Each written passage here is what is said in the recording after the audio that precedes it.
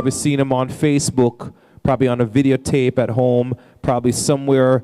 But many people are seeing him for the first time. We have seen him in CNN. Okay, Bakassi. I bring you greetings from home. Nigeria is okay. It's okay. It's okay with us. Yeah. A few months ago, some of you were busy on social media advocating for change. That change has come. Just that we are the ones feeling the impact at home. In some ways, some of you succeeded because now when you come home for holidays, your money has more value. But when we come here for vacation, ours have less value. Well, a couple things caught my attention this evening. One of which is the young girl who came up here who's a writer. Please, one more time, a round of applause. And I like the fact that, you know, in honoring her, you also did not forget about the parents who have made it possible. You know, they say that if you want to hide information from black people, you put it in a book. You know, sometimes they tease us like that because there's this assumption that we don't like to read. Yeah. So they say if you want to hide any information from black people, just put it in a book. It will just be there and they'll be staring at it. But it's not completely true. Africa is a great continent. Many good things started in Africa. Even writing. Even writing started in Africa. It started in Egypt. Civilization started in Africa. Great continent, blessed. Nigerians are arguably some of the most educated immigrants in the world, statistics show.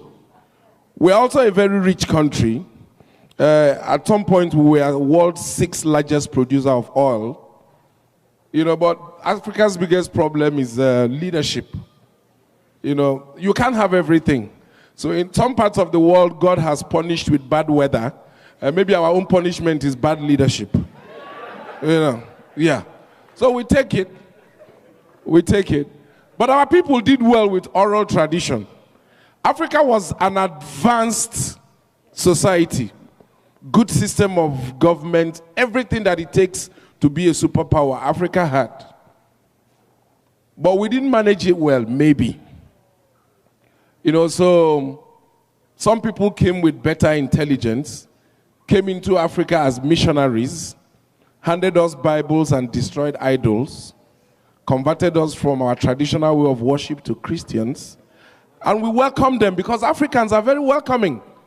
But we did not know that they had slavery in mind. You know, so while we were busy welcoming them and acquiring a bit of their culture and religion, they were packing ships to take some people to come farm in this part of the world. But we were not prepared. So they took some of our ancestors, brought them this far, you know, and now that Africa is ready to travel, they don't want us to travel. They have embassies all over the place, stopping people from getting visas. You took us when we were not ready, forced us into ships. Now we are ready to travel. You don't want us to travel. Life is not fair. Because if those people try that thing again, brought ships to Nigeria, trust me, they wouldn't have enough ships to move people. So they took us by surprise. Now we are ready. They are no longer ready. They are not interested. It's not fair. Anyway, we survived. There's no killing the African. You know, like I said before they came, we had religion. Our ancestors worshipped the traditional way. So those missionaries came and they were baptizing people as they were converting. They'll sprinkle water on you, change your name, and from then on you acquire a new faith. Once in a while, the early missionaries will go around our villages, especially for those of us who come from the southeast of Nigeria, you know, just those days to check how you were doing in the Lord. So on this particular day, Father Philip, an Irish priest, went to the family of Brother Paul, a new convert, to see how they were doing. And it was supposed to be a Good Friday. By the doctrine on Good Fridays, you don't eat meat. Those of you who are Catholic, you know. You abstain from meat consumption on Good Fridays. Just, as a way, as a practice of faith. So on that day, Father Philip got to the house of Brother Paul, and behold, he was enjoying his native fufu with bitter leaf soup, with bush meat. Father Philip looked into their soup pot, saw the leg of the bush meat, and said to Brother Paul, are you eating meat on Good Friday? Brother Paul, as a sharp Igbo man, said, no, Father. It is not meat, it's fish. You can imagine the shock on the white priest's face. When I'm staring at the leg of the bushmeat in your soup pot and you're saying it's fish. So the priest looked at him again and said, Brother Paul, are you going to lie on Good Friday? He said, no, Father, I'm not lying. This is fish, not meat. But let me explain before you get confused. He said, Father, referring to the priest now, you remember when you first came to my community? My name was Amadioha. But one day you brought me out in front of the church, you sprinkled water on me, and you said, Amadioha, from now your name is Paul. And since that day, I've been answering Paul. I went into the farm and I caught this bushmeat. But I remembered it was Good Friday and we are not supposed to eat meat. But I need to feed my family. So I took this meat outside, I sprinkled water on it, and I said, meat, you're now fish. And I told my wife to make soup. And the priest said to him, no, Brother Paul, you don't have such powers. Brother Paul said to Yibo, you see where we are going to have problem. If you can change a homie Amadioha to Paul, why can't I change ordinary small this here to fish? Well, baptism is baptism. Yeah, I like that our children are beginning to step up, write books. That means the future of Africa is bright. The young woman here, at a very tender age, she's now an author, writing books, planning to write more books. News like that excites me. But I also know that for you parents, it's difficult to raise children in this part of the world. Because I have my own family. My wife and kids live in Canada. And I know how tough it is, how parenting is tough, especially in this century. Because the children are now the new parents. Growing up, those of us here who grew up when we grew up, without announcing my age, if you see some of the gray, you can place it. I know it was not easy. We grew up in an era when television was not 24 hours. You don't wake up in the morning, meet TV on. You go to bed, TV is still on. No. TV will start at 4, close at 12. Because the TV station, they will need to rest. That was when we grew up. And we didn't know that these things were teaching us patience. You wait for stuff. You don't just get stuff, you wait for it. So by 4 o'clock as a child growing up, you wait patiently for TV. And that was when the head of the house or the head of the family controlled everything. Because once it's 4 o'clock, you go look for your father to come and open the TV. Because he had keys, he came in boxes. So the head of the house will come with the key wherever he is, unlock it, then slide the doors open. You can now watch TV. To watch TV was like a ceremony. You don't just every time you press something and TV comes on. No, you prepare for TV. Then you sit patiently, the national anthem will play, pledge will play, then you start watching. Then parental control was not something you set on your decoder or your set-top box. No, parental control was your parents sitting behind and you sitting on the floor. If you watch anything you're not supposed to watch, you get a knock. And parents don't need to. Not like these days. You will talk and talk and talk. Your parents will only tell you things once. The second one, a knock will accompany it. That one is to engrave it permanently in your memory. So that next time when you hear, you will remember. My father, a soldier at that time, he has no time for you. When you see his face, you will correct yourself. So parental control was your parents seated on the sofa. Of course, you dare not sit on the sofa. Your position was on the floor. Chairs were reserved for parents, floor for children. Then you sit and you watch. The owner of the house had power over the TV. Now I'm sure most of you don't even know where your remote control is. When you want to watch Junior, who is there? Where's the control? Can I watch my program? You're begging them to move from cartoon to news. So, no, then you don't try it. The remote was you. Your father was the controller. Because it's you. Go and turn on the TV. You go and turn on the TV. Go and increase volume. You go and increase volume. I go back and change the channel. You go back. So you were the remote and your father was the controller. It was job. And you will obey. You can't make noise. You will sit patiently and wait. And they will instruct you. So from common sense, you know what not to watch when your father is seated behind you. For instance, anytime we were watching TV, my younger sister and I, if there was a foreign program on, you see a young white male and a young white female discussing. Once they pause and begin to look at each other, it's our cue to get out. Because if by accident you're still there when they lock lips, the slap that will come from my father, you will think you're part of the kissing. So as we were watching, once they pause, I'll tell my sister, let us move. We'll leave. Because you already know what you're not supposed to see. And you see, some of this training, it still stayed with us. Because today, I'm watching TV, my kids are there. Once they begin to kiss, I'm the one who is feeling uncomfortable. And the kids are the ones who are so relaxed. Sometimes they even call your attention to it, Daddy, they are kissing. And imagine they hold me, I'm looking for where to hide. But anyways, parents did well, and we turned out right.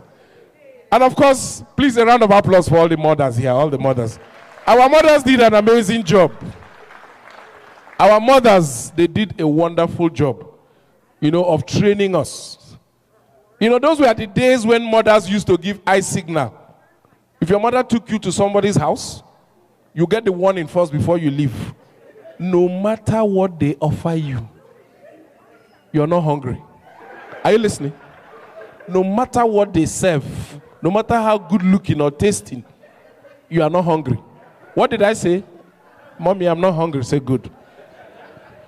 You're never to accept food from strangers. So when you go out with your mom, you go to maybe a family member's place, and they bring out food. Sometimes these things can look, food from other people's home for a child can look more attractive than your own home food. Because you're tired of every day your mom probably making the same thing. Then you go to their house, you see the way they are serving. And your appetite is being encouraged. Then you establish eye contact with your mom for approval. There's a way they look at you and they continue what they're doing. You know that you're not part of that meal. And if for any reason she sees you walking towards the dining where the food is served, when your mom goes like this, when she does something like this and looks at you, you know you're finished. I don't know how mothers did it. But now, today, most of you here know you can't do that eye signal thing with children. They're not even looking at you half the time. Their eyes on their device. I remember one time I got a beating of my life because I went out with my mom, and this little kid who maybe they just came back, he was talking to the mother in here. Mom, I hate you. I don't like you. Hey! My mother heard. She held my ear like this and pulled me up. You see waiting that boy, they tell the mother, any day you talk to me like that, any day you make mistake, I was not the one talking, but I was the one getting punished. Any day you talk to me like that, maybe to prove to me that you're grown, I will finish you. Of course, my father those days, my father can slap you for what you're planning to do. You can just be in one corner and my father will come in. What are you doing there? You look like somebody who's trying to do. But it worked. Kids these days, when you talk about it, they think domestic violence. Not be domestic violence. Now upbringing. Because the world out there is not going to be kind to you. The world out there is rough. And they're waiting to deal with you. All right. I also like the fact that Ike did not forget to give Madam an award. That is uncommon wisdom. I like it when men remember to honor their wives. Because women, they are the most powerful people God created. Is anybody going to doubt that? Most times when I say it, men are tempted to argue. Women are the most intelligent of all God's creatures. Is anybody in doubt? I know the men are quiet. No, don't take my word for it. It's in the Bible. It's in the Bible. I'm not going to tell you anything that is not in the Bible. They are the most intelligent. Look, if you go to the book of Genesis, the evidence is there. God set up a garden and planted a tree that brings forth the fruit of knowledge and gave instruction to man not to touch. And Adam, as the fool when him be, did not touch. The tree was there. If you eat this fruit, your eyes will open. Adam is not interested in opening eyes. You see the tree and... Not until Eve came. And women in their quest, curiosity for knowledge, became the first to eat out of that fruit. And by so doing, they were the first to open eye. Is it not simple logic? They were the first to know. Because they were full of knowledge. And the funny thing is that there was no time watch calendar at the time. So we don't even know how long Eve enjoyed the fruit before she introduced it to Adam. Her eyes could have been open for like 6 years and Adam was busy fooling around everywhere. Until one day Eve decided, come. Come, Mugu, monkey. Come, let me open your eye. Oh yeah, taste small apple. And it probably wasn't, it didn't digest before God showed up. That is why men have Adam's apple. It was still somewhere here. He had not even swallowed the first piece. So the knowledge had not fully set in. It wasn't fully activated before God came. That was how man became the first of God's creation to fail an exam. The first person to fail an exam wasn't Eve. It was Adam.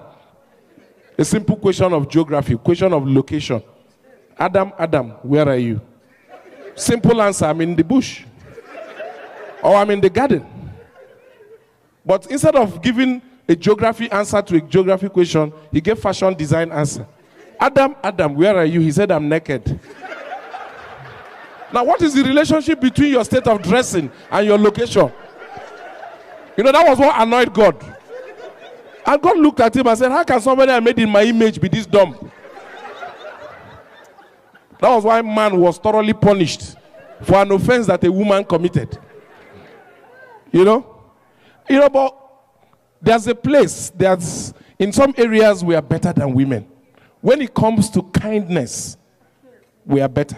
Women, you don't want to argue that one with us. I've given you intelligence, that you're smarter than us. Which is why it's easier for a 16-year-old girl to chop 60-year-old man money. We'll just be giving you, I need money, you will be supplying. And anytime she says, thank you, you say, don't mention. Meanwhile, your account balance is going down. So intelligence, you score high. But when it comes to kindness, we men, we are kind. Very kind people. So giving. There is no man, unless blood no dey your body, there's no man that can say no to a woman. Okay, I know some people are checking now. Okay, let me rephrase. There's no man that can say no to a beautiful woman. Now you're thinking about it, it's possible. Okay, let me see rephrase. There's no man that can say no to a naked woman. Now you have confirmed. That is how giving. You can't. We are so kind like that. And it's also in the Bible. It's also in the Bible. In the beginning as well, God created everything and man and put him in charge. But he was the only one who was alone. Every other person had partner, couple. Then out of pity, God said, let me make you a partner. And the way it was recorded, he put Adam to sleep. And from his side, he took a rib. So we donated in the spirit of giving. That we continue to give. He donated his rib. and Eve was made. Now flip the script. Imagine that God made Eve first. You know, women, you're not very good at giving. You know, a man can be married to an unemployed woman for 6 years, you won't hear his voice. But once the man is the one who's unemployed for 6 months, everybody in the community will know that you are not doing anything. All you do is sit at home and watch TV. So giving is not your natural thing. Women just have to admit it. So now imagine that Eve was the first that God created. Now let me give you a bit about, so that you understand this thing well, let me give you a bit about the biology of women, how they are wired. This region of a woman has too many sensors. Now for those who don't know what sensor is, these are like motion dictators. It has too many sensors. You touch anywhere around here, even if she's sleeping, she will know. Everywhere here around the woman has sensors. If she's sleeping, you come close, she will wake up. That is how they are wired. We are sleeping, you can roll us over. We won't know. We'll still be sleeping. That was why it was easy for God to take that rib. But for a woman, she's sleeping. You come anywhere around here or here, she's going to wake up. So now imagine God has made Eve, put her to sleep, and God goes to take rib around here. As soon as he walks in, Eve will wake up. Then you can visualize the conversation. God, what are you doing in my room by this time? And God will be like, Eve, sleep, sleep, sleep, sleep. I want to make you a partner. Hey, God, let me tie my wrapper first. I don't understand. God, if you want to create somebody, is it by touching me around this side? God will say, will you shut up and just sleep? He said, no, God, that's not how you created other things now. You took mud, you molded, and you breathed life into them. How are you now touching me around this? They'll be arguing for another how many years, only God knows. And we wouldn't have been created. So you now understand how kind we are. Very nice people. So I'll give you. Then when it comes to the most powerful of the gender, of course, women, you are the most powerful. I know some men will argue. You know, that is why in Africa, you know, most times we claim we are the head. We are the head of the family. You know, African men, Nigerian men would like to brag about, I am the head of this family. You need to know that I'm the head of this family. Yes, the women know. But they are the neck. And the neck controls the head. You know, if you have neck problem, you can't even move the head. The women are so powerful, very powerful. The women, they are the neck. Any man who's married, you know about that. And even more so here. You know, that is why some of us are still back in Africa. Somehow, politically, we have managed to maintain leadership. But here, you guys know you're not in charge. You know, one of the first things that surprised me when I came to this part of the world is, you know, how very compliant the men were. You know, you go to your friend's house, you see, and they wash plates quietly. They come. Meanwhile, in Nigeria, he's a chief. And a chief cannot wash plates. In Nigeria, chief will have like 3 hours help. Who are you? Chief does not go anywhere near the kitchen. You will stay in your living room, they will serve you. But in this part, no, you are not heard anything. You wash plates. Madam will be cooking, you will be doing dishes. I go one of my uncle's house, maybe chief. I see chief. The wife, they say, I rinse that plate well, I shock. Chief, where will they fear for village? But then they send message to wash plates. You people are very powerful. And to know, it's also in the Bible. It's also in the Bible. Think of any great man that you know in the Bible. When woman show, his powers became questionable. Adam was the greatest in the garden, controlling all the animals. But when Eve show, you know, power left him. Samson was one of the strongest until Delilah cut his head. Power go. Solomon was one of the wisest. You know, in fact, Solomon is one man that I like, one of the kings that I like in the Bible. The way he was described, you know, he's a glamorous man, handsome, you know, writer, composer, lover of women. You know, Solo. King Solomon. No. That man, sometimes I say I visualize him. His greatness, you can't begin to quantify. Solomon had 700 wives and cheated on them with 300 concubines. Only one person. And this was before the invention of Viagra. I don't know how he did it. In fact, if he was still alive, he would be a motivational speaker. Organizing conference for men, telling them how to handle women. Because I don't know how Solomon, because that's about, roughly, if you do simple mathematics, about 1,000 women. And you're not even up to 1,000 women here. You're not even up to 500 women. So imagine that Solomon, one person controlling all the women here. I don't know how he did it. And you know, a year contains 365 days. So 365 wives. That means the remaining, you know, 600 and will just go untouched in a year. That is why when you look at their dressing, that had no chance to wear trousers or belt. Now robe. Because at the ratio of one wife per day, no time to remove belt. Is anybody you see, you help her immediately. Because, no. I'm trying to censor some things here because of the children. You know, so you can imagine the rest. Solomon was that powerful. But when a woman came into his life, Solo's power, King David was the most loved by God. The way it was recorded in the Bible, King David was the most loved. But a woman make him and God quarrel. You know, in the whole of Israel, King David, everybody knows that in the evening, he goes to the balcony to take fresh air. And that was where that woman chose to go and bath. For backyard. Knowing that the king would be out there taking fresh air. Then she went there to Then David, you know, fair woman, but you know, fair woman for that matter, not like she's dark, she's fair. Then, you know, having her bath outside, David can't look, see the woman. Hey. And you know, men, the way we are wired, some things are involuntary. Some things are, even when you're mad, if you've seen a very mad person, you know, when you're mad to the point that you don't run intermarket, you don't get dada, then you know that person has so many years experience in madness. Even when they move and they see a market woman with leg aja, they go back, check. So you can imagine a healthy King David seeing a fool woman. No. David said, no, go call that woman. Go and call her. That thing she wants, she will get it. So you're very powerful. We can't even begin to question you. You know, but we love you. You're the best thing, you're the best creature that God, without women in this life, men, you will agree with me, we won't have need to work hard.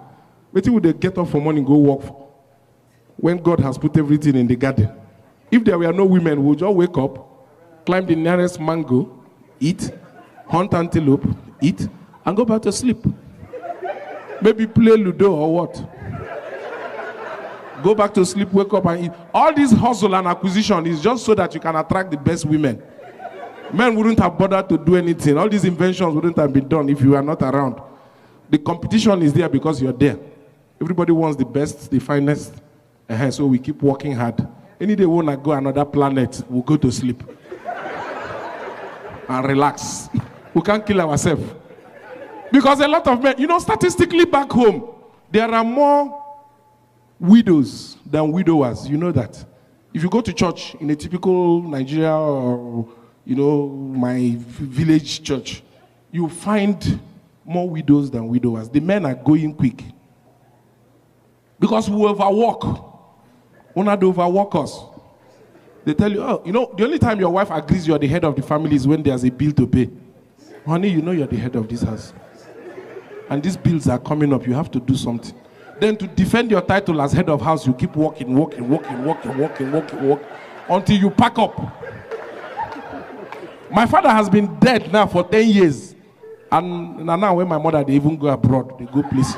She's even getting younger, and my father is gone. So I looked at this thing, I said, this head of family thing will not kill me. It will not kill me. After all, there's democracy, rotation of power. So I called my wife one day, I said, honey, you know, I believe in this democracy. and power rotation. We've been married now. It's almost 16 years. And in those number of years I've been in charge, I think it's time for you to take over the leadership of the family. Just be the head. Let me just be following your instruction. My wife says, see you. So you want to run from responsibility. I said, no, it's just, let us equality. It is gender equality. I spoke all the English. I said, my friend, go and take care of your responsibility. So I'm looking at it and I'm seeing myself as, hey, so at this rate now, who knows, I will go first again. And that's one thing about African women. They have a different kind of wisdom. In this part of the world, what is trend here is that you have a problem in your marriage, then you leave. You divorce, you go to the courts, they will grant you 50% of everything you have made together with the man. They split it. Tiger Woods' wife walked away with so much money. Michael Jordan, the list is endless. These women, they made so much money from getting divorced. But back home is not the trend. Our women are smarter than that. They are not ready to collect 50%. No. They'll just be patient. You will die. They will take 100%. Because they know you will soon kill yourself.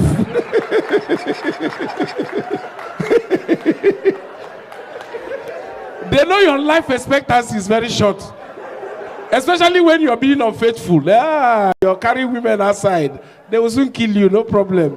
You will soon contact something that will end you. The only thing she will do is ban you from coming to her bed so that whatever you contact will just stay with you. You will die of that thing alone. She will stay with her family for where? Stay with the children. Watch. They will just be watching you. Any day you're sick, they will go and check you. Once in a while, she will give her children an update. Your father is sick. You people will be praying for him. A man was sick once and was dying in the hospital. So the doctors told the wife, your husband won't be able to make it. His situation is very bad. So as a family, just do your best to make sure he enjoys his last days on earth. Don't stress him. So while he was there, he decided to speak. The wife was by his side. Say, honey.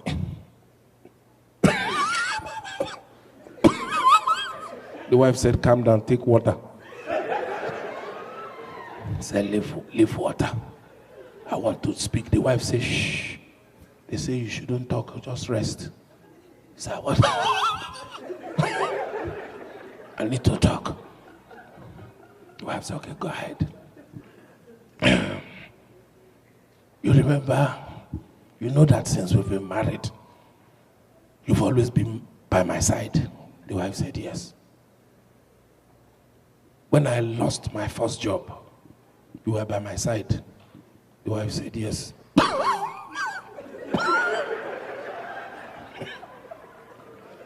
When I started my first business, you were with me. The day the shop got burnt, you were by my side. The wife said, yes. The day armed robbers attacked us and took my car, you were by my side. The wife said,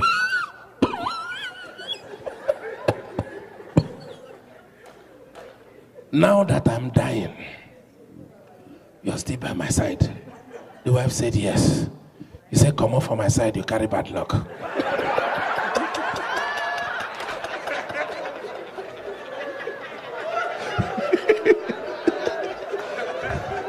It is any man won't give vote of thanks. I know women don't like that. Okay, let me leave women alone and talk about churches. I don't know how you worship here. But churches back home is so much fun. You go to church on Sunday, you know that maybe one drama will happen. Because there's always drama in church. There's always fun. Sometimes it comes in the form of the testimonies that people come to give. I don't know, do they do testimonies here in church? Like people come to give testimony. You guys are living the good life, so I don't need testimony. Things are good.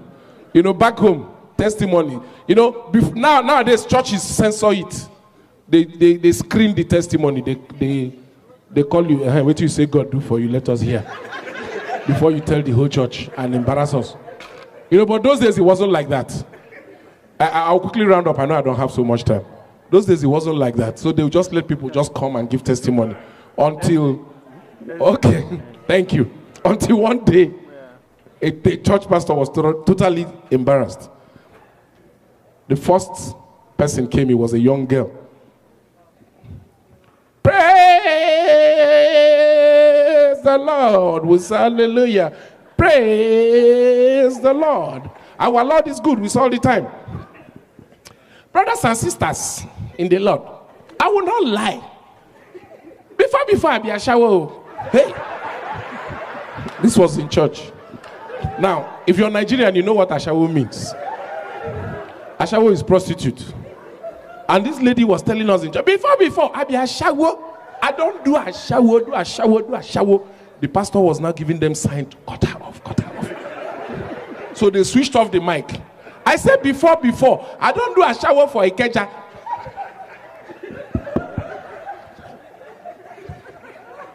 They took the mic back. The mic was off at this point. They removed. Because how do you now, there are children in church, for goodness sake. I know some of these kids, they are very intelligent. They ask too many questions. Some were already beginning to ask their parents, Mom, what's a shower? What's a shower? How do you now begin to explain to a child what is a shower? I know these kids, no answer is enough. Even if you tell them, look, a shower is somebody who says something to somebody for something. They'll still ask you, what is something? So there's no need.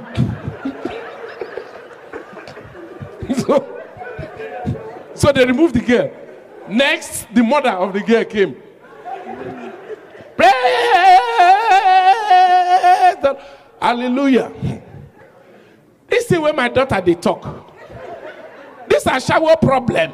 When it started, we were all surprised. We say, hey, God, how can this spirit of a shower be in our family? She continued. The pastor said, come.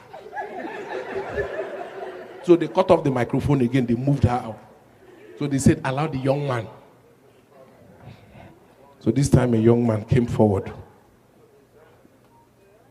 Who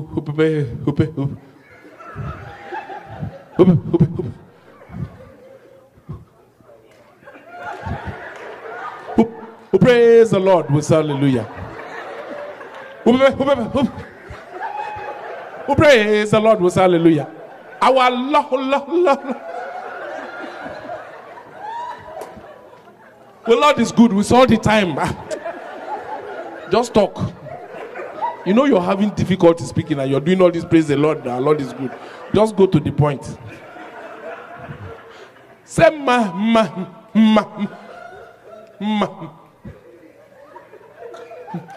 brothers and who sisters in the Lord. When I started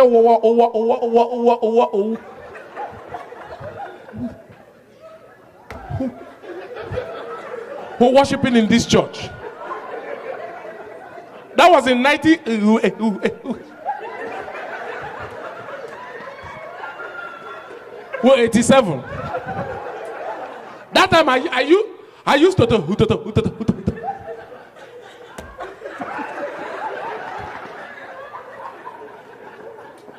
I used to stammer where.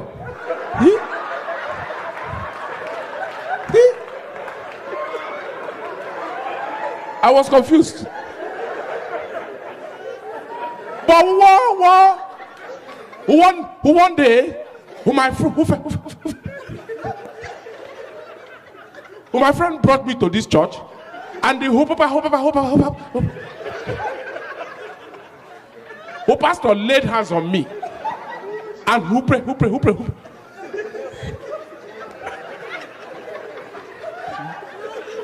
Who prayed for me. And since that day, I no longer hold. Stop. Ushers just carried him and the microphone and moved him out of the church. What kind of human being is this? At that time, the pastor had to come on top of this thing and said, no. Brothers and sisters in the Lord, brother, hallelujah, brothers and sisters. I don't know the devil. I don't know what the devil is trying to do in our midst today, but the Spirit of God is here. The pastor had to correct. I didn't perform any of those miracles. I don't know them. I don't know where they're from. Yeah. Stuff like this happen. Then a friend of mine said to me, okay, you know, this Christmas, we're having harvest in my village. You have to come with me. You know, you've not been to my place. We've been friends. I said, okay, no problem. I'll come with you. So we have this harvest. Now, you know, if you're from Nigeria, you know how harvest service is, especially in the villages during Christmas or festive period. It's a very big event. Harvest is when people actually take their first fruits or whatever they produce and they go to church and they offer, you know, to God. And when the church gathers all those things, they do bazaar sales. Proceeds from that, they put back into the development of the church. So we went to their village for harvest. You know, nice service, nice people, happy people, lots of singing and dancing, you know. Now, the drama that played out in that village, there's this young man who was in the business of making coffins, casket. But for a very long time, business was not moving. People were not dying as expected.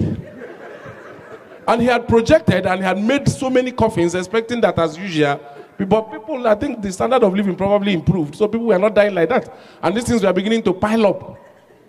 So it was harvest. And that morning he talked to his wife. You know, that week he talked to the wife and said, business is not good though. And this harvest, we must give something to God. But wait, it's what you produce that you give to God. The wife said, yes. He said, we'll take some of these things that we've been piling up here. We'll go and present it before God. If God does not like the offering, let him change our situation. And it made sense. So for variety, they took 2 coffins, one small one, one big one. Refurbished it. Repackaged it, redesigned it, and took it to church. Made it look very beautiful. But as they were arriving church on Harvest Sunday, even the ushers and the warden were surprised seeing 2 people carrying coffin. Say, where are they go? Come. Where are you going to with coffin? Today is not for burial. This is harvest. They said, no, we are not here for burial. These things are for harvest offering. Hey, who gives coffin to God? They say, well, this is what we produce. Don't you know us? It's my handwork. What you do is what you bless God with. After all, other carpenters are bringing chairs and furniture. So they let them in. So they came into church with their 2 coffins. And of course, as they took their position, their people left that session for them. What do they care? They are used to sleeping amongst those things. So them and their family, they were there. Service progressed, time for offering. People were bringing their produce. Plantain, eggs, oranges, whatever you were producing. People were just piling it up. Choir was singing. The man called him, Mama Nkechi, let's go. So she carried the smaller one. The husband followed with the big one. They approached the altar of God. The priest saw them from there. He was surprised. Catechist, what is? Catechist said, well, we told them all. But that's what he does. I said, okay, allow him. He brought it. Now, after service, all items out to the church field for bazaar sales. So they came to me, they say, okay, we know you're an MC, you're going to help us today, you know, auction some of these things. I said, if that is what I would do for God, no problem. So we went outside, people were seated like this. We started with the smaller items, the perishables, crates of eggs. Ladies and gentlemen, we are here today for bazaar auction. Crate of egg, number 1, going, any bead, any bead, any bead, any bead. We need 1,000, 2,000, 3,000, 4,000, gone. We sold off all the eggs, all the plantain, baskets, chair. We were just selling stuff. Finally, it was the 2 coffees remaining. I looked to the harvest committee chairman. I say, what do I do? He said, sell it. Now, how do I market coffee? Well, I said I'll try. Yes, distinguished ladies and gentlemen, we have 2 brand new coffins here today for sale. 2017 model of coffin. We're going to start with the small one. This small coffin, very portable, well designed. The interior well padded, comfortable. You won't feel any stress while you're in it. Any bead, any bead, any bead, any bead from anybody, any bead, any bead, any bead. Everybody went cold on me. I tried for 2 minutes, no bead. I left the small coffin. I said, because it makes sense. Nobody wants their child to die. So I moved over to the big coffin. At least we have old people. People who are in their 80s and they should be preparing. That was so I thought. At least you think that everybody wants to go to heaven. At least some people should be preparing to die. But it's not true. So I went to Big Coffin. Big Coffin here. This coffin, man, looking at it, ladies and gentlemen, is more than 6 feet long, which means no matter your height, you can comfortably fit in. And as you see, this coffin is durable, is strong. You know, there's space. You can even make call inside this coffin in case you change your mind. You know, there's openings for air. You know, if you wake up and you need fresh air, there are holes here that you can hype. So any beat for coffin, any beat, anybody with the first beat? Nobody. I'm looking into the crowd, I'm seeing old people and they are not responding. I said, these old people here, I won't tell anybody beat. They say, your father there. I say, hey. So I left the coffin for them. I told Harvest Committee chairman, I've done my best. He said, leave it. Now, you know, after harvest, whatever is left goes to the priest's house. So Harvest Committee people packed up the coffin and proceeded to the priest's house. The priest was upstairs in his balcony when he saw them coming with 2 coffins. He said, gate man, lock gate. I want to go lock gate, padlock back. Harvest Committee approached the gate and they were knocking. The priest appeared from upstairs. Hey, what can I do for you? They said, oh, Father, we are here. We are done with the bazaar sales. We have some items left. Just show us where to keep it in the compound. They say, keep for who?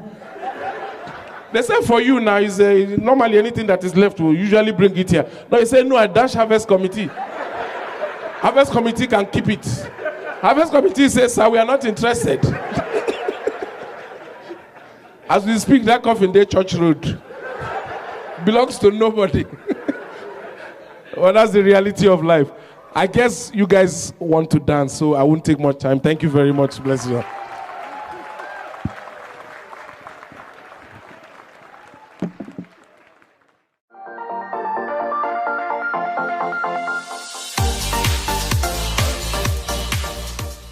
You've probably seen him on Facebook, probably on a videotape at home, probably somewhere, but many people are seeing him for the first time. We have here. seen him in CNN. Okay, Bakassi. I bring you greetings from home. Nigeria is okay. It's okay. It's okay with us. Yeah. A few months ago, some of you were busy on social media advocating for change. That change has come. Just that we are the ones feeling the impact at home. In some ways, some of you succeeded because now when you come home for holidays, your money has more value. But when we come here for vacation, ours have less value. Well, a couple things caught my attention this evening. One of which is the young girl who came up here, who's a writer. Please, one more time, a round of applause. And I like the fact that, you know, in honoring her, you also did not forget about the parents who have made it possible.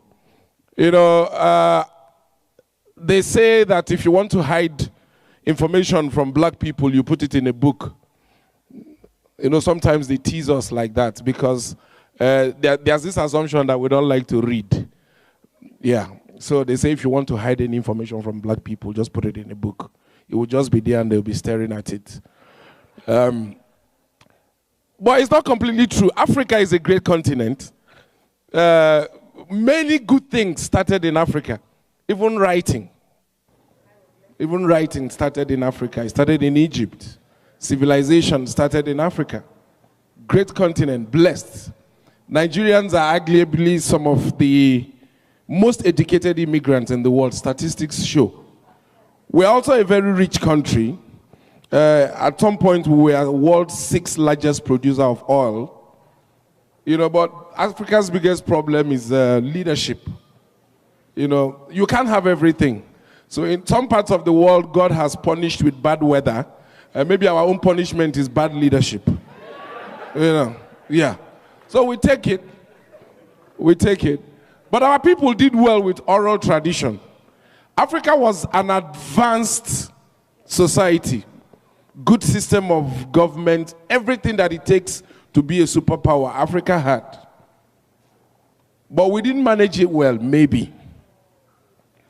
So some people came with better intelligence, came into Africa as missionaries, handed us Bibles and destroyed idols, converted us from our traditional way of worship to Christians, and we welcomed them because Africans are very welcoming.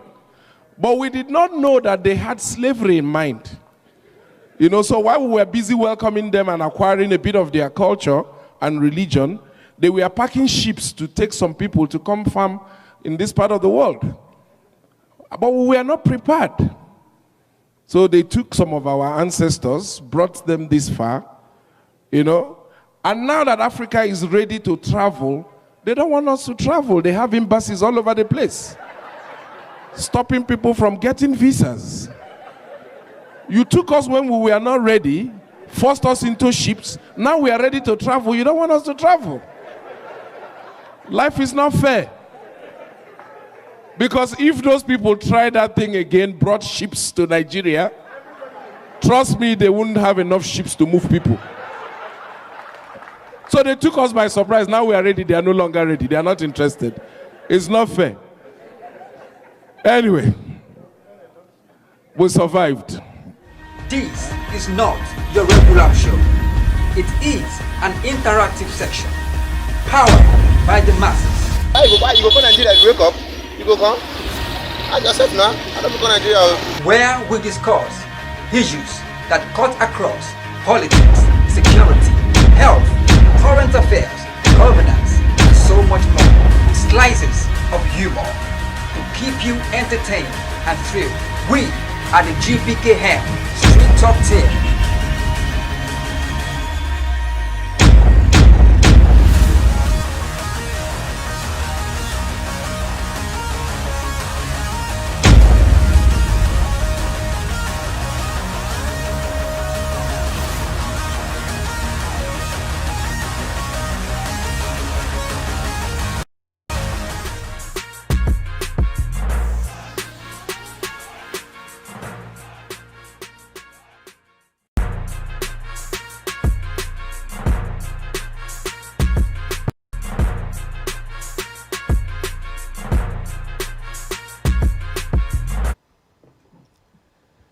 Hello and good evening, and welcome to the Smart Investing Show with Alton Brooks.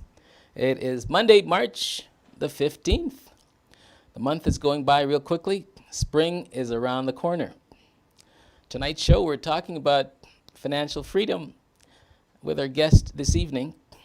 But before we get our guest on, we'll just quickly recap a little bit from earlier today where we had some major news with Rogers Communications buying Shaw Communications to create one of the biggest telecommunications companies across Canada.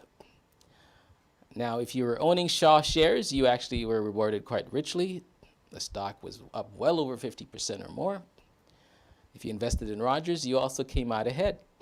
You may be wondering what is causing or has caused these two companies to merge. One of the reasons for that is called 5G.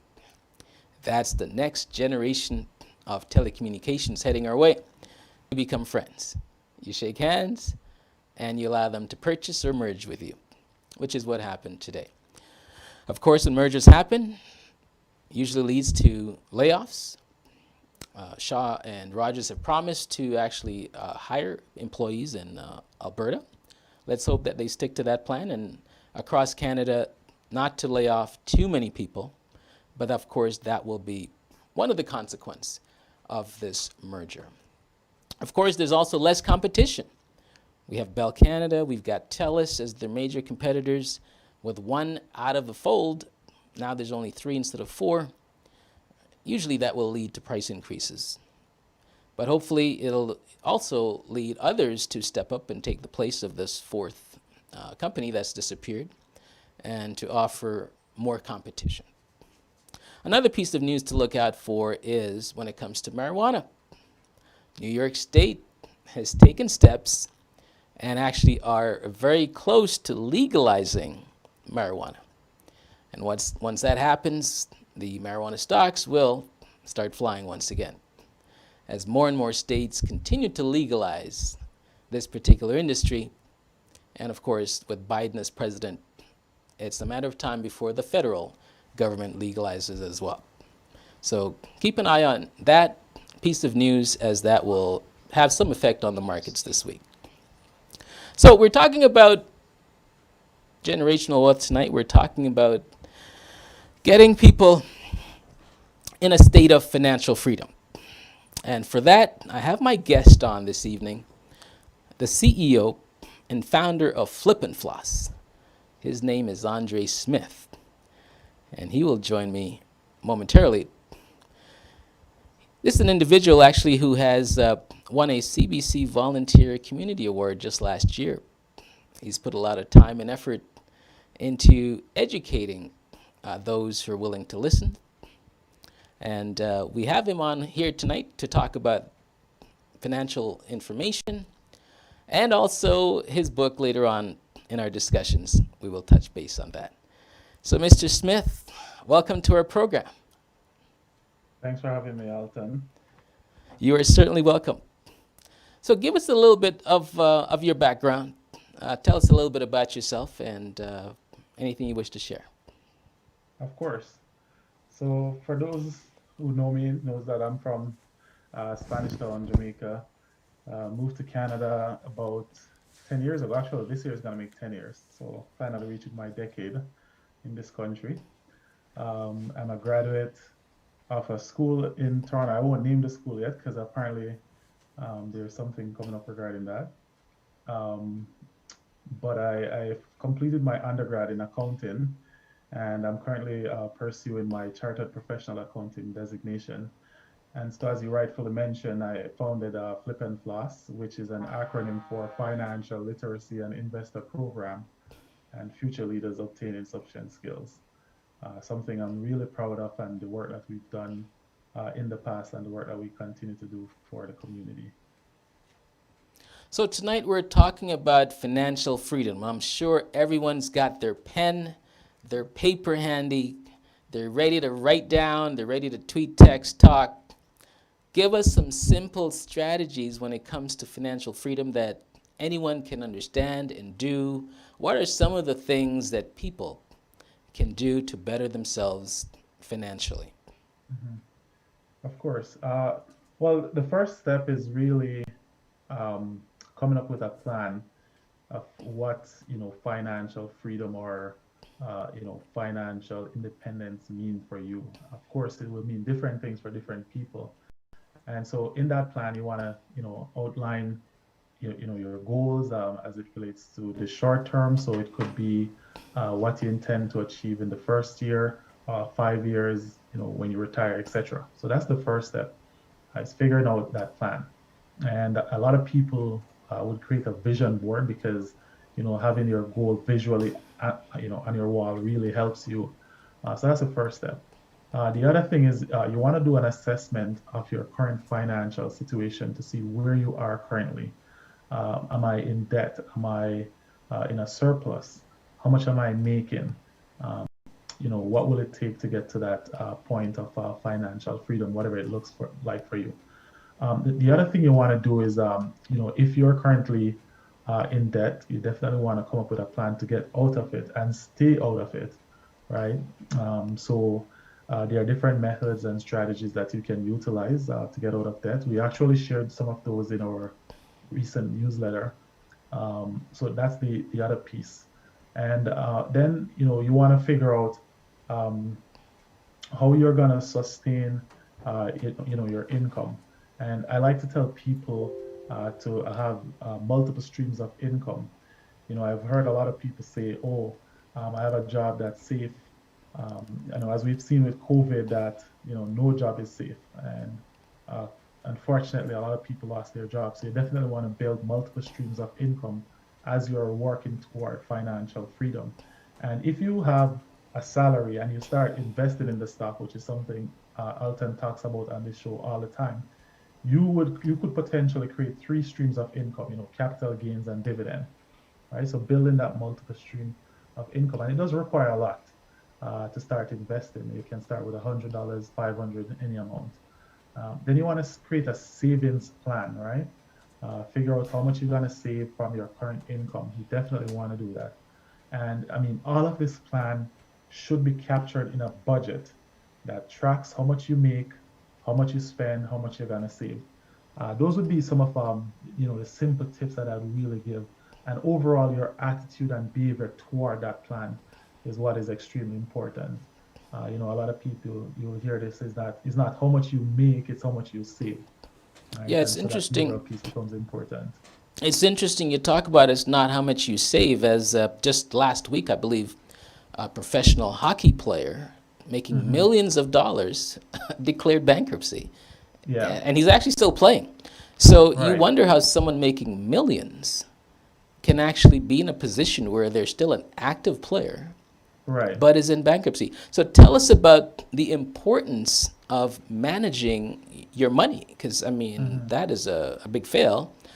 Unfortunately, lots of entertainers, lots of sports athletes, they fall into that trap. They make lots of money, just like regular people do as well, and that trap becomes where somehow you end up spending much more than you actually have. So speak to us about the importance of money management. Yeah, no, you're right. Management is extremely important, and we've seen that with a lot of celebrities, a lot of people, even people who won the lotto, they don't have effective money management skills. And what does that look like? You definitely want to keep tabs of how much money is going out, right, and where it's going. If you're not tracking that, then you're going to lose sight of where your money is going. And what a lot of people start doing is that they start to spend money on things as they're making it. So you definitely want to figure out what percentage of your money is going towards things and what percentage is going toward asset, if any. If all of your money is going toward buying things, flashy things or cars or whatever, depreciating assets, then you have a problem. And that's what a lot of these individuals find themselves into. Right? You want to diversify your income. So if as you start to make more, you should start thinking about what assets can I invest in? Can I buy real estate? Can I buy stock? Can I invest in a startup company? Whatever the case is, you want to start putting your money into different things so that it's not going toward things that are not going to produce a return. And essentially, that's what reaches a lot of these people who start to make money. They start, living this lavish lifestyle that is not sustainable. It's only sustainable once you're at that current income. But once you're no longer making that money, how do you sustain that lifestyle that you've built based on expenses and not investment? Now, you've also been quite open about some of the problems you've had in the past, learning about managing money and handling it, and some of the issues that you've gone through financially. Are there any additional pitfalls that we should look out for, or maybe situations we find ourselves in, how we can get out of them? Any tips you can offer there? Absolutely. One of the things I always talk about when I talk about my personal journey, because as you rightfully mentioned, I was in debt of about 50 grand, majority of which is consumer debt. And what I realized is that once you're in that situation, a lot of the choices you make, they become emotional, right? Because you're just trying to stay afloat. It's like, you're drowning and you're just grabbing the next piece of debris to try to stay afloat. So you start to make a lot more terrible decisions. And one of the decisions that I made during that time was trying to use debt to pay off debt. So one of the things that I did was to get an overdraft protection. Right. And so I actually dug myself deeper. For those who don't know, an overdraft is where the bank gives you a certain sum of money to use until you get your pay. It almost works like a payday loan. So you create what you call a debt trap, right? And so it becomes harder to come out of that situation. My suggestion again, and as cliche as it sounds, is going back to that budget, because a budget is just more than tracking expenses. It's actually a tool that you can use to guide your behavior in terms of how you manage your finances. So when you start looking at where the money is coming from, where it's going, then you can start to say, you know what, maybe I have all of these subscriptions that I don't need. And all of these subscriptions, I can take the money and I can pay off this debt, right? I pay off a small one and I take it and I put it over here, right? So it is the most effective strategy that you can use. And what I did is that I looked at all my balances owing, and then I took, so for example, in the year I have like 26 biweekly payment. What I'll do, I'll say, okay, 26 divide by the debt, and it will say, okay, you can pay it off in a year, 3 Right. years, whatever. And then I start working toward doing that. And again, seeing if you can have like a side hustle or build something on the side that can help you to get out of debt quickly. But what you want to avoid is taking on more debt to try to get out of debt. Interesting, interesting. That definitely makes sense because doing that, you can end up piling on even more Precisely. and dig a Yeah. deeper hole Dig a for deeper yourself. Yeah, unless it's a consolidation with a Mhm. lower interest rate, I would say try to avoid taking on more debt. For sure. Now, I'm just going to segue quickly, but one last question about, I've heard that, you're an avid person who buys stocks on a regular basis. Yeah. Tell me about, getting our children into owning stocks. I understand that your son, who's just probably about a couple inches high off my knee, is actually an owner of some stocks. So share that and talk about why it's important to get our children knowledgeable and knowing about investments at a very early age. Yeah, it is extremely important, and kids learn at a faster rate than us, and so I feel like once you start to teach them these things and the habits from early, it becomes something that will be a part of their journey. And so for my son, I actually introduced him to stocks, and every time he sees me pull up the computer screen and he sees the red and the green numbers, he knows it's stock. He said stocks, Wow. right? So he knows. It's interesting he And doesn't think it's a Christmas tree. Red exactly. and Well, he green. doesn't. That's the good thing. And I try to explain it to him. He's only 2. I still explain it to him, even though he doesn't fully understand. But I continue to talk with him as though I would talk to myself. So I'd say, Nathan, your stock is up 50%, and we just invested a couple of years ago. So I actually have that conversation. Right now, he's invested in Disney and Petco, right? wow. And his Disney stock is up 58%. Wow. He's doing well. He's doing pretty well. His Petco stock is down, Okay. but it's one that I strongly believe in, and I know it will Right. recover. Well, But but he's it's definitely extremely investing important for the long term. for the long term. He is investing for the long term. Nice. Okay, well, I see that you're definitely in the planning game as far as investing goes. So, being a young man, and looking out into the crystal ball, when do you see yourself, as people would say, early retiring or being able to just do what you want to do and not necessarily have to work or do anything else? When do you see yourself calling it a day when it comes to having enough investments to live off? Well, my lucky number is 45. Okay. By that time, I want to actually focus on, fully on flip and floss and community work. So I'm extremely passionate about financial literacy and building a financially fit community. So I'd say, around 40, 45. And I've actually put plans in place, and I'm actively and aggressively working toward achieving. Even though my number is 40, I actually have performance goal throughout each year that I want to achieve to get me to that milestone. Excellent. Very good. We are in conversation with Andre Smith, the CEO of Flip and Floss, a financial literacy program that they offer. We will be right back after these messages with more from Andre.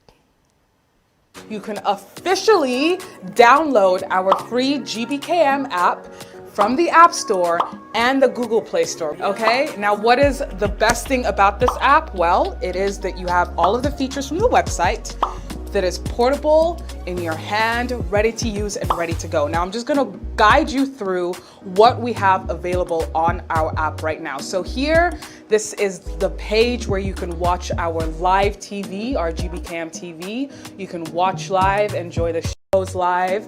Now, if you go to our tabs, you can check out any shows you missed in the past shows tab, and that takes you to the past shows that have happened in the last week.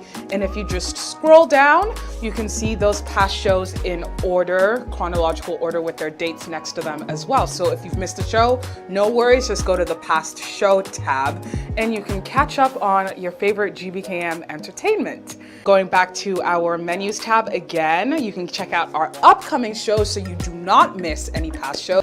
You can check out our breaking news section, which is our newest section as well, to learn of any breaking news within the diaspora, across the globe, all of that good stuff, so you can stay engaged and up to date on what's going on with our breaking news tab on the GBKM app, and also available on the website.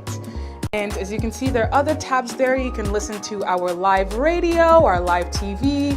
You can learn more about our on-air personalities by going to our OAP tab. All of that good stuff. Welcome back to the Smart Investing with Alton Brooks show on GBKM Network. You can find us at www.gbkm.tv. You can find us on the radio at the .fm, www.gbkm.fm, or via our app on Android or iOS. Thank you for joining us this evening.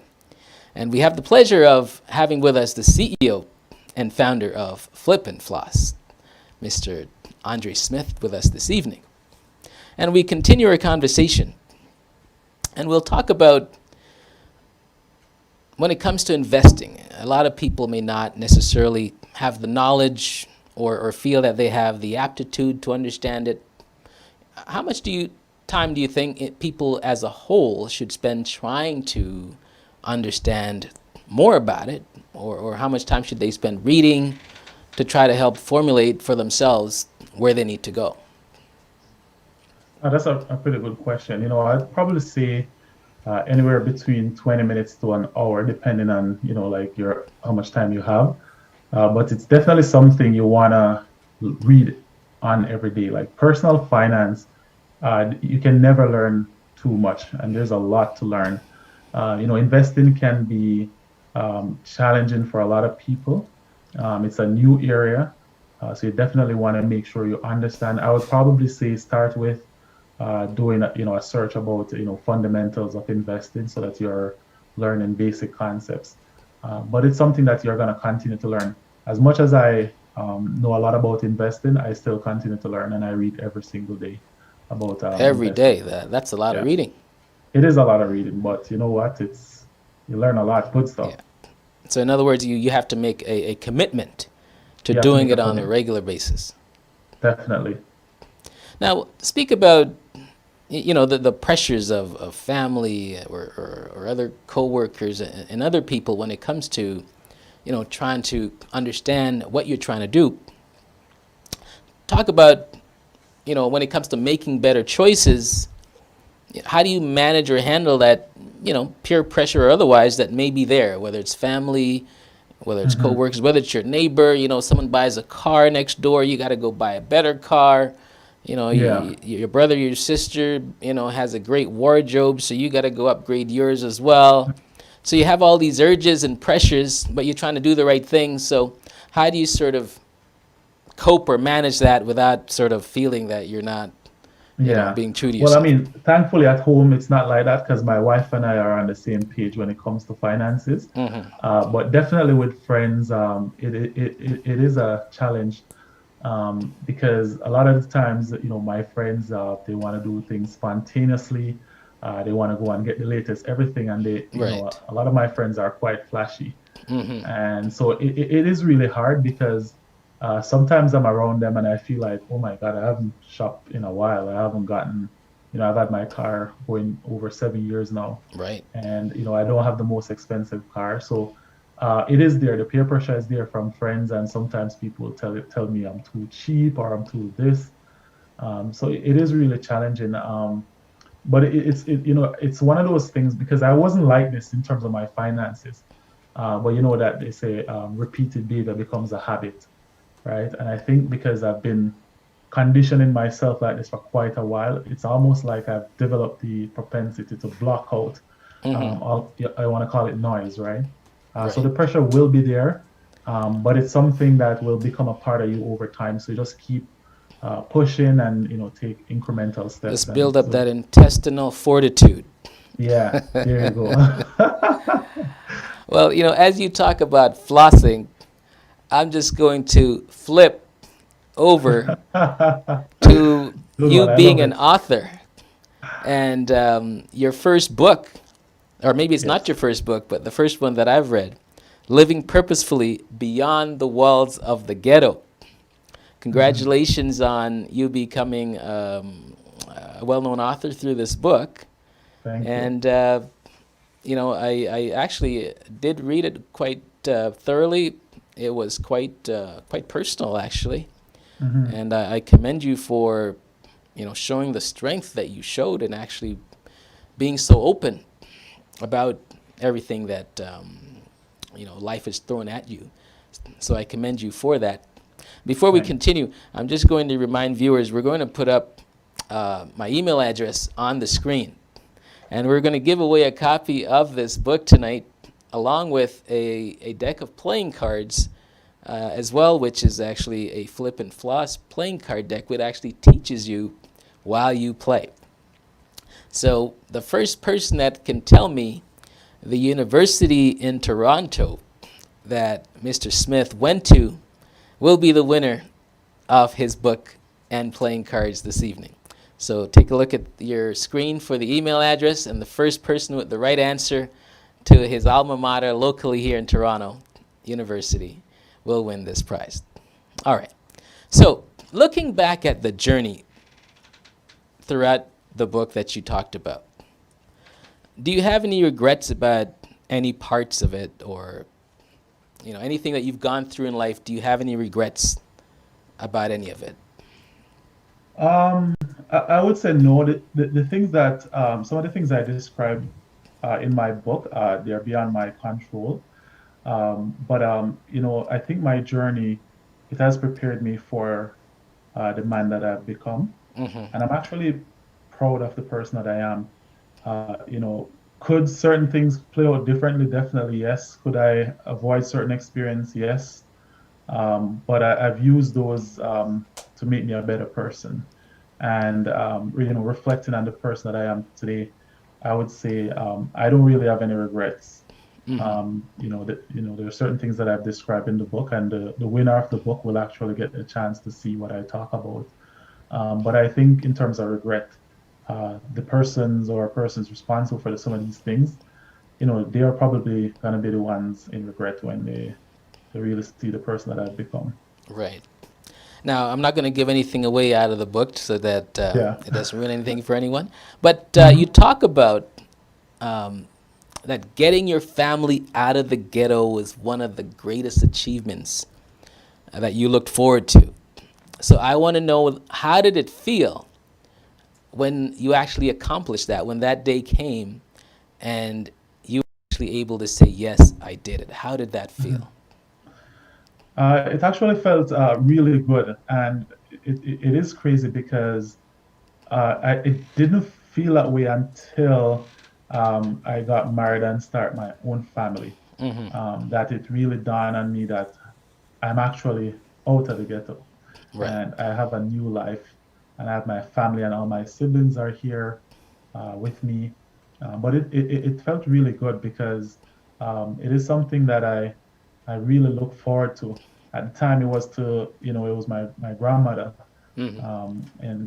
but she's not here with us physically, but in spirit. Right. But definitely feels good. It's rewarding, and I think the other side to that, it's been given the platform to help other youths get out of the ghetto and to break free from some of the challenges that they experience. And I think that's really it for me. Now, you're also a very young man, and to write such a powerful book so early, I found that very interesting. So tell us why you needed to write this book so soon. There are two driving, all right. So my friend that I talked about in the book, and I think I'm giving away a little bit here, but when he passed, it was a big motivation for me, because what I realized is that a lot of people, when they tell their story, it's when they're much older. And so almost there's this disconnect between you and the youth we are trying to reach. And I'm trying to reach that youth, that young person who is currently in that situation, right? And so when you have a situation where the age is not too far from each other, I feel like it's a lot easier to connect with these people. It's more So pure. I want to be able to connect with young people to say, hey, look at me. I am not much older than you are. I have been there. You can get out too. And so that's what was my driving force, combined with when my friend passed away, and he died at a really young age. And so I wanted to inspire a lot of youth to make better choices. That is great.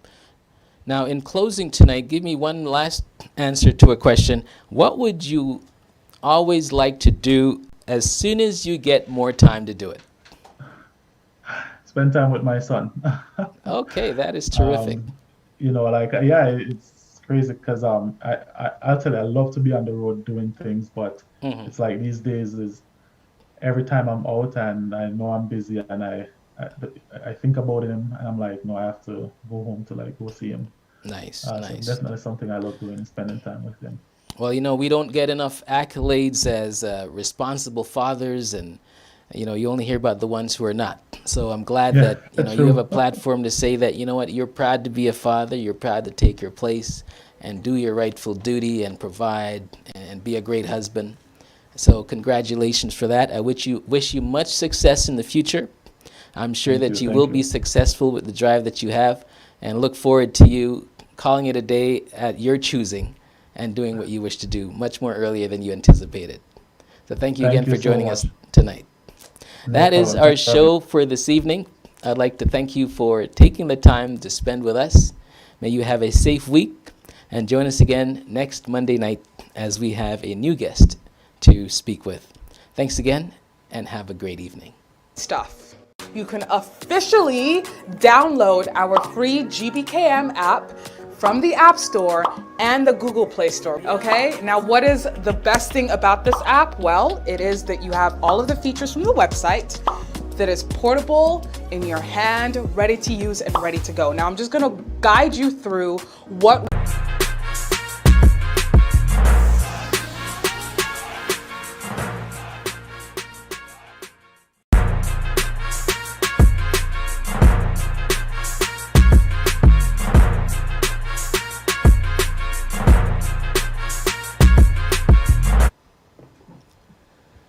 Hello and good evening, and welcome to the Smart Investing Show with Alton Brooks.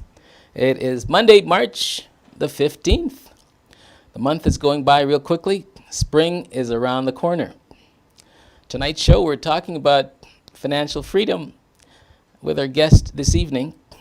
But before we get our guest on, we'll just quickly recap a little bit from earlier today, where we had some major news with Rogers Communications buying Shaw Communications to create one of the biggest telecommunications companies across Canada.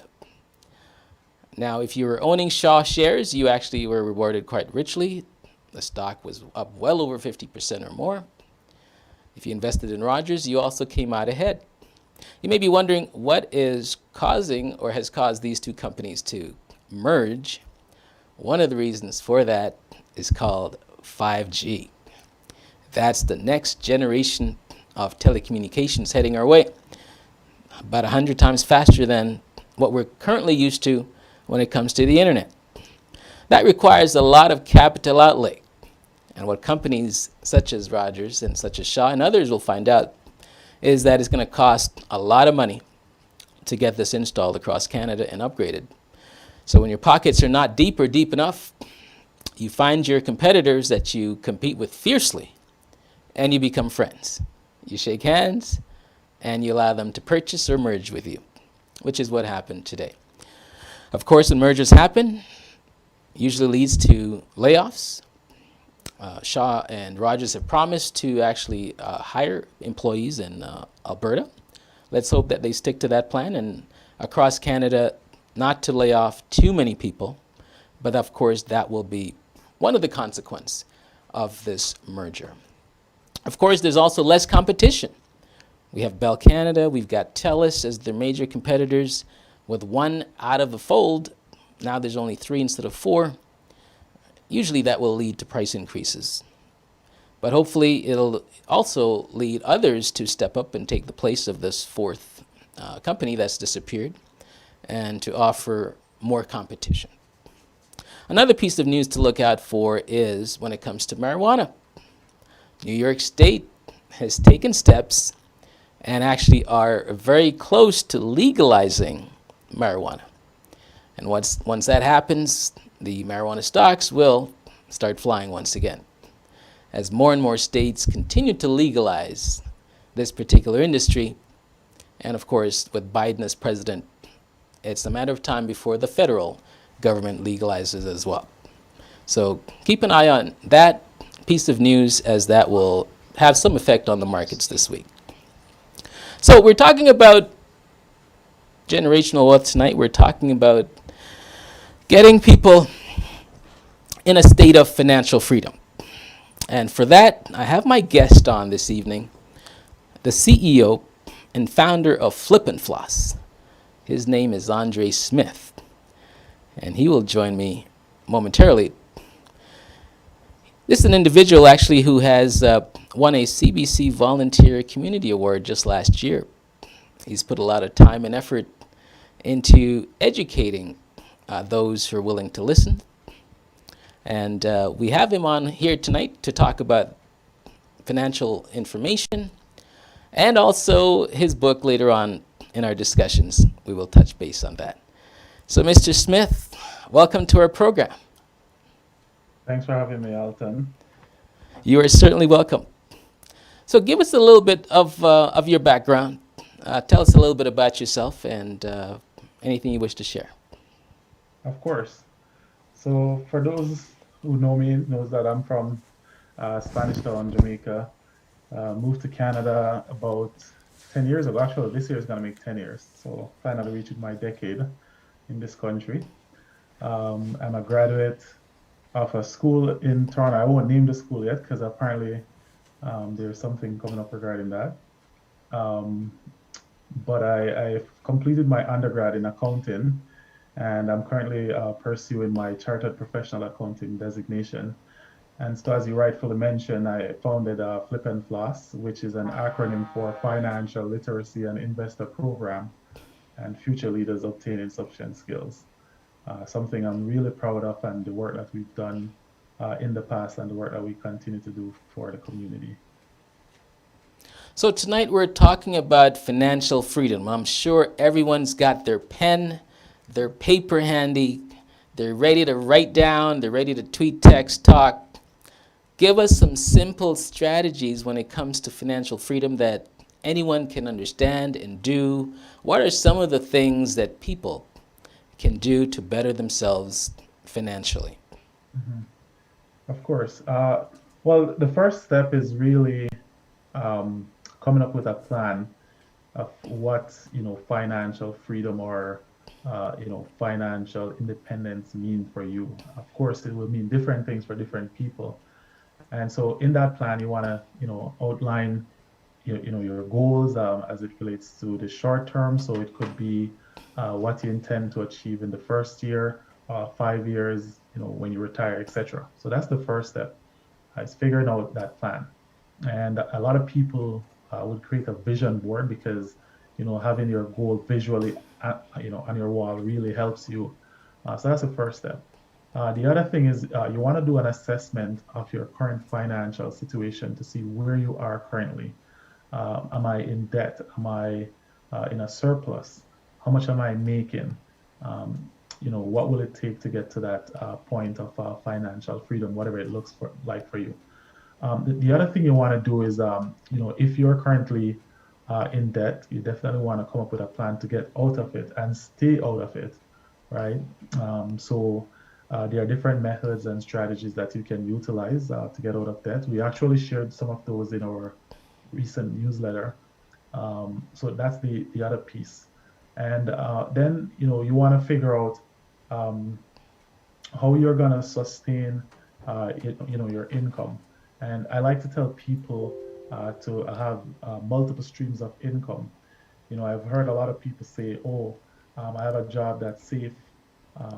As we've seen with COVID, that no job is safe, and unfortunately, a lot of people lost their jobs. So you definitely want to build multiple streams of income as you're working toward financial freedom. And if you have a salary and you start investing in the stock, which is something Alton talks about on this show all the time, you could potentially create 3 streams of income, capital gains and dividend, right? So building that multiple stream of income, and it does require a lot to start investing. You can start